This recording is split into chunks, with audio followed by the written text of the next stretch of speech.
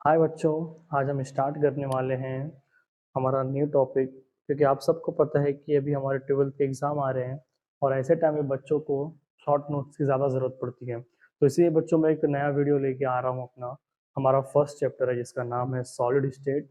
हम इसी के बारे में यहाँ पे थोड़े से शॉर्ट नोट्स देखेंगे। ठीक है, चलो हम स्टार्ट करते हैं हमारा फर्स्ट चैप्टर। चलो बच्चों, हमारे चैप्टर का नाम है सॉलिड स्टेट। सॉलिड, लिक्विड और ये गैस, ये हमारे क्या है बेटे, स्टेट ऑफ मैटर्स हैं। हमने 11th में लिक्विड और गैस के बारे में थोड़ा ज़्यादा डिटेल में पढ़ा था, लेकिन हमें वहाँ पे सॉलिड के बारे में ज़्यादा अच्छे से नहीं बताया था। तो सॉलिड के बारे में हम 12th में पढ़ने वाले हैं और हमारे चैप्टर को हम यहाँ पे दिया हुआ है सॉलिड स्टेट। हम यहाँ पहले देखते हैं टाइप्स ऑफ सॉलिड्स में, जिसमें हमें दिया हुआ है there are two types of solids. First one is crystalline solid and second is amorphous solid. बच्चों, क्रिस्टलाइन सॉलिड वो सॉलिड होता है जो पानी के अंदर अच्छे से डिसॉल्व हो जाए और उसका अच्छा शेप हो, साइज हो, उसका मेल्टिंग पॉइंट परफेक्ट होता है। लेकिन अमॉर्फस की अगर बात करें बेटे हम, तो अमॉर्फस में चीज़ें अलग होती हैं। वो पानी के अंदर डिसॉल्व नहीं होगा, उसका मेल्टिंग पॉइंट शार्प नहीं होगा, इसका स्ट्रक्चर शार्प नहीं होगा। या फॉर एग्जांपल अगर मैं आपको एक एग्जांपल दूँ इसका, जैसे हमारा हो गया sugar.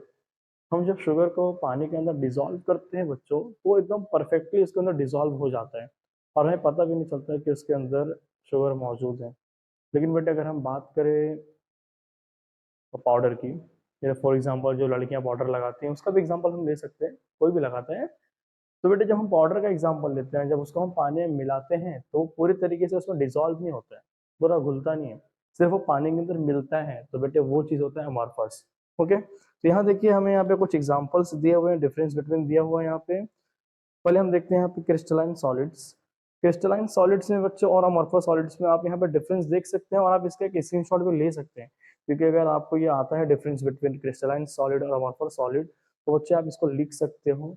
Definite geometrical shape, no definite geometrical shape, मतलब उनका शेप क्रिस्टलाइन में एकदम परफेक्ट होता है और अमॉर्फस में परफेक्ट शेप नहीं होता है। Definite and orderly arrange of atoms, ions or molecules in three-dimensional space. But बेटे amorphous में not having orderly arrangement of event। अब देखिए बेटे यहाँ पे थर्ड पॉइंट है लॉन्ग रेंज ऑर्डर और शॉर्ट रेंज ऑर्डर। मतलब बेटे जो हमारा क्रिस्टलाइन सॉलिड होता है वो एकदम परफेक्टली एक के साथ एक अटैच होता है, लेकिन जो अमॉर्फस होते हैं बेटे उनके मॉलिक्यूल सब बिखरे हुए होते हैं, तो वो बराबर एक के बाद एक एकदम प्रॉपर अरेंज नहीं होता और अटैच भी नहीं होते हैं। ओके, तो इसके लिए हम इसे शॉर्ट रेंज ऑर्डर बोलते हैं।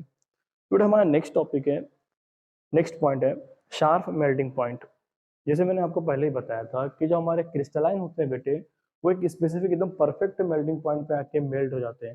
लेकिन अगर हम बात करते हैं अमॉर्फस की, तो बेटे अमॉर्फस बराबर मेल्ट नहीं होते, तो होते हैं मेल्ट, लेकिन हमें वो पता नहीं चलता कि किस पॉइंट पे मेल्ट हुआ। इसके लिए इसका नो शार्प मेल्टिंग पॉइंट। अब crystals are bound by plane face, ये प्लेन फेसेस से बाउंड होते हैं और इनके पास कोई प्लेन फेस नहीं होता है।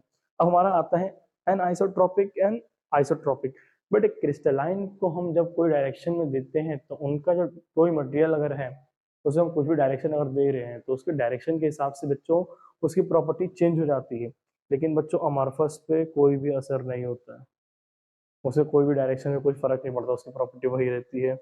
ओके, अब आगे हमारा है इट हैज यूनिट सेल। ये यूनिट सेल से होते हैं पूरे क्यूबिक फॉर्म में या यूनिट फॉर्म में, जो भी आप बता सकते हैं, और इनमें कोई भी यूनिट सेल नहीं होता है।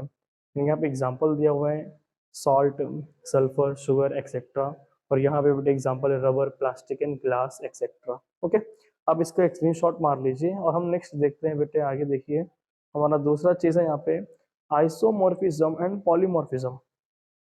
आइसोमॉर्फिज्म क्या होता है बच्चों और पॉलीमॉर्फिज्म क्या होता है? देखो बेटे, आइसोमॉर्फिज्म में क्या होता है कि दो या दो से ज्यादा सब्सटेंस जो है उनका क्रिस्टल सेम होता है, मतलब क्रिस्टल स्ट्रक्चर उसका क्या रहेगा, सेम रहेगा। यहाँ पे तो क्या दिया हुआ है, two or more substance having a same crystal structure are said to be isomorphous. मतलब आइसोमॉर्फस जो भी रहेंगे वो दो या दो से ज्यादा सब्सटेंस हो सकते हैं कि उनका स्ट्रक्चर क्या होगा, सेम रहेगा। लेकिन हम जब पॉलीमॉर्फस की बात करते हैं बेटे, तो पॉलीमॉर्फस में क्या होता है कि एक ही मटेरियल या एक ही सब्सटेंस जो रहेगा उसके ज्यादा से ज्यादा स्ट्रक्चर्स होंगे, मतलब more than one and two, उसके स्ट्रक्चर ज्यादा रहेंगे। ओके, यहाँ देखिए क्या दिया हुआ है पॉलीमॉर्फिज्म में, a single substance that exist in two or more forms or crystalline structure is said to be polymorphous. बच्चों उम्मीद करता हूँ आपको ये भी समझ में आ गया होगा हम नेक्स्ट चीज देखते हैं हमारे पास क्लासिफिकेशन ऑफ क्रिस्टलाइन सॉलिड। तो देखो बेटे क्रिस्टलाइन सॉलिड जो है क्लासिफिकेशन उनकी हम बात करते हैं तो बेटे वो 4 टाइप्स के हैं टोटल। तो 4 कैटेगरीज में डिवाइड किया गया है। फर्स्ट हमारा होता है आयनिक सॉलिड्स, सेकंड है कोवैलेंट नेटवर्क सॉलिड, थर्ड है molecular solid and fourth one is metallic solid. देखो बेटे आपको यहाँ पे कुछ नामे दिए हुए हैं आयनिक solids, covalent network solids and molecular solids and metallic solids. First हमारा यहाँ टॉपिक जो है आयनिक सॉलिड। आयनिक सॉलिड बेटे जो होते हैं वो आयन से अटैच होते हैं, जैसे फॉर एग्जांपल पॉजिटिव आयंस और नेगेटिव आयंस। तो ये जब दोनों आयंस आपस में अट्रैक्ट होते हैं तो जाके वो बॉन्ड बनाते हैं, उस बॉन्ड को हम बोलते हैं आयनिक बॉन्ड। तो ये उसको हम यहाँ पे क्या बोल रहे हैं बेटे आयनिक सॉलिड्स। ओके, तो देखो यहाँ पे लिखा हुआ है made up of positive and negative ions and held together by electrostatic attractions, example NaCl। अब यहाँ पे बेटे आपको मैं दिखाता हूँ यहाँ पे स्ट्रक्चर्स ऑफ NaCl। आप यहाँ देख सकते हो बेटे, देखो Na प्लस है और Cl माइनस है, वो आपस में इलेक्ट्रॉन को शेयर करके अपना इलेक्ट्रॉन डोनेट करके वहाँ पे बना रहे हैं bond electrostatic force of attraction की वजह से। ओके, ये हमारा हो गया आयनिक सॉलिड्स। हमारा नेक्स्ट है बेटे covalent network solids. Covalent bond के बारे में बेटे आपने सुना होगा कि जो बॉन्ड होता है बहुत ज़्यादा ही स्ट्रांग होता है, क्योंकि इसका आपस में ही नेबरिंग एटम्स के साथ बॉन्ड बनाता है और जो बहुत ज़्यादा ही स्ट्रांग होता है तो उन्हें ब्रेक करना ही बहुत मुश्किल होता है। तो देखते हैं इनके बारे में। Each atom being covalently bonded to its nearest neighbour atoms, example diamond and silicon. अब यहाँ देख सकते हो बेटे डायमंड्स और silicon dioxide, silicon carbide and graphite, ये सब जो बेटे यहाँ पे जो इनकी बॉन्डिंग है बहुत ज्यादा स्ट्रांग होते हैं, कोवैलेंटली होते हैं, मतलब एक दूसरे के ऊपर ओवरलैप होकर बॉन्ड बनाते हैं, जिसकी वजह से बच्चों इनकी जो बॉन्डिंग होती है बहुत ज्यादा ही स्ट्रांग होती है। ओके, फिर हमारा नेक्स्ट चीज है मॉलिक्यूलर सॉलिड। जब बच्चों हम मॉलिक्यूलर सॉलिड की बात करते हैं तो आपको ये मॉलिक्यूलर तो मॉलिक्यूल्स, तो बहुत सारे मॉलिक्यूल्स मिलके आपस में जो बॉन्डिंग यहाँ बना रहे हैं, वो जो कंपाउंड या एक सब्सटेंस बना रहे हैं, बहुत सारे मॉलिक्यूल्स मिलके सेम मॉलिक्यूल्स है, तो यहाँ पे उसको क्या बोलते हैं एक मॉलिक्यूल से। फॉर एग्जांपल यहाँ पे आपको एग्जांपल दिया हुआ है कार्बन डाइऑक्साइड। तो बच्चों कार्बन डाइऑक्साइड जो है, बहुत सारे कार्बन डाइऑक्साइड जब मिल रहे हैं यहाँ पे वो बना रहे हैं कार्बन डाइऑक्साइड के सॉलिड्स। ओके, यहाँ पे हमारा हो गया molecular solid. Molecular solids are composed of discrete molecules held together by intermolecular force. अब ये भी आपस में जो मॉलिक्यूल्स और मॉलिक्यूल्स का फोर्स ऑफ अट्रैक्शन होता है, इंटरमॉलिक्यूलर फोर्स ऑफ अट्रैक्शन, उसके थ्रू ये जॉइंट हो रहे हैं, यहाँ पे स्ट्रांगली कनेक्ट हो रहे हैं। ओके, आगे देखिए। अब आता है बच्चों हमारा मेटेलिक सॉलिड। आप सब मेटल के बारे में तो जानते हैं और मेटल की प्रॉपर्टी भी जानते हैं कि मेटल प्लेस्टरस होता है और उसके अंदर इलेक्ट्रॉन्स फ्रीली मूव होते हैं और हम उसको इजीली वायर में कन्वर्ट कर सकते हैं या थिन शीट में कन्वर्ट कर सकते हैं।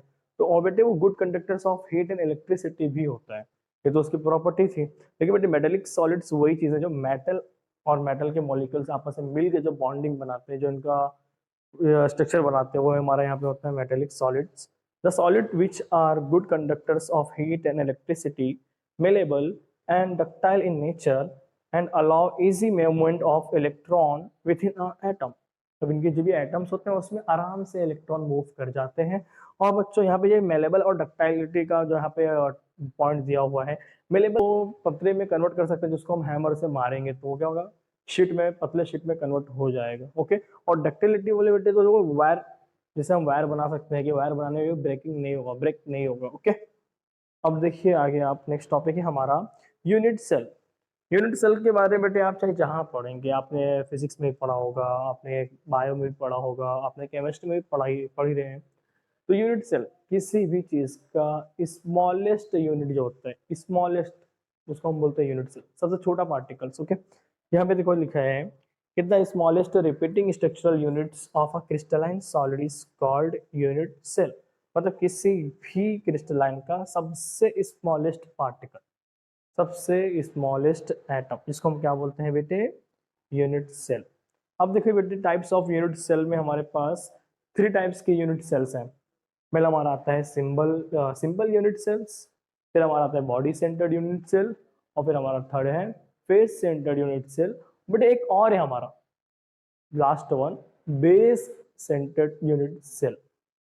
लेकिन हम बेटे उसके बारे में ज़्यादा पढ़ाई नहीं करते हैं, ज़्यादा उसके बारे में जिक्र नहीं करते हैं। ओके, तो हम यहाँ पे देखिए बेटे सिंपल यूनिट सेल में क्या होता है कि जो हमारे पास एक क्यूब बना हुआ है, बराबर। चलो मैं, ये हमारा हो गया बेटे टाइप्स ऑफ यूनिट सेल में पहला टॉपिक था सिंपल यूनिट सेल। हमारा सेकंड टॉपिक है बेटे बॉडी सेंटर्ड यूनिट सेल। क्या नाम दिया बच्चों? Body centred unit cell. इसमें हम क्या करते हैं बेटे, फॉर एग्जांपल अगर हमने यहाँ पे एक यूनिट सेल का क्यूब स्ट्रक्चर बना दिया, ओके, ये हमारा जो हमने बनाया है बच्चों, तो हमने जिस तरीके से देखा था सिंपल यूनिट सेल में टोटल एक एटम के 8 हिस्से करने के बाद हम उसको कहाँ पे अटैच करते हैं? 8 के 8 कॉर्नर पे। अब बच्चों देखो ये हमारा क्या नाम है? Body centred unit cell.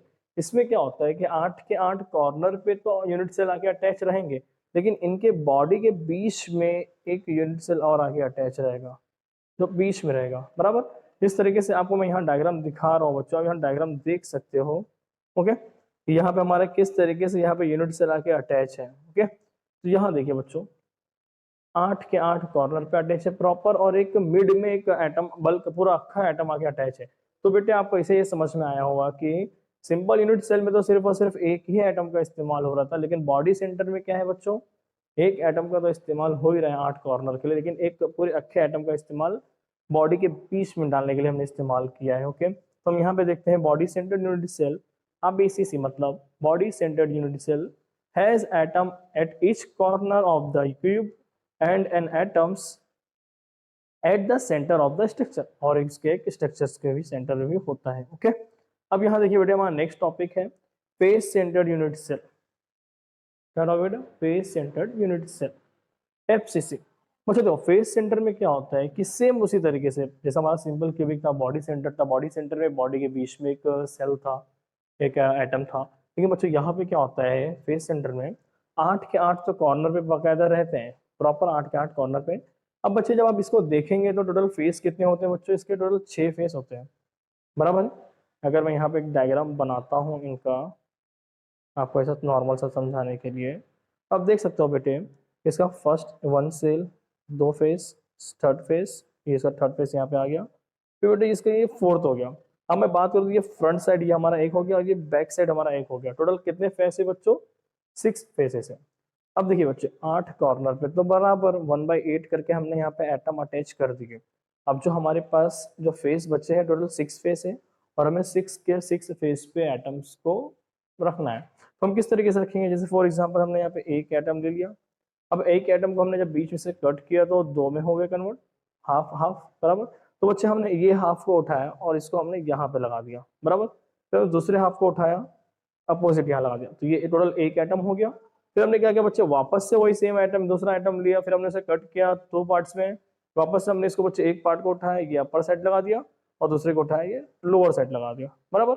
अब देखो 4 फेस तो हमारे हो गए, लेकिन हमारे फ्रंट और बैक साइड के जो फेस है बच्चों उन पे भी आधे आधे एटम्स आएंगे। तो हमने वापस से एटम लिया, उसे कट किया, 2 पार्ट में डिवाइड किया, फिर हमने बेटे एक फ्रंट पे लगा दिया और हमने बी साइड लगा दिया, ओके। तो टोटल आपको यहाँ पे दिख गया होगा कि एक एटम तो हमारा जो था बच्चों वो तो कॉर्नर्स पे अटैच था, लेकिन एडिशनल टोटल कितने एटम हमने इस्तेमाल किए? 3 एटम इस्तेमाल किए। तो टोटल हमारे एटम्स कितने हो गए बच्चों? यहाँ पे टोटल 4 एटम का हमने यहाँ पे इस्तेमाल किया। तो आपको ये समझ में आ गया होगा कि सिंपल यूनिट सेल में एक एटम का इस्तेमाल किया है हमने, बॉडी सेंटर में 2 एटम का इस्तेमाल किया है, और बच्चों फेस सेंटर में हमने टोटल कितने एटम का इस्तेमाल किया है? 4 एटम का इस्तेमाल किया है।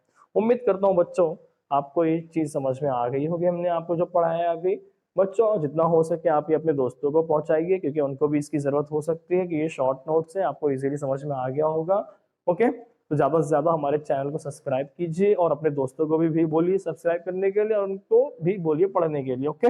ऑल द बेस्ट बच्चों for exam, okay, bye, have a nice day bro.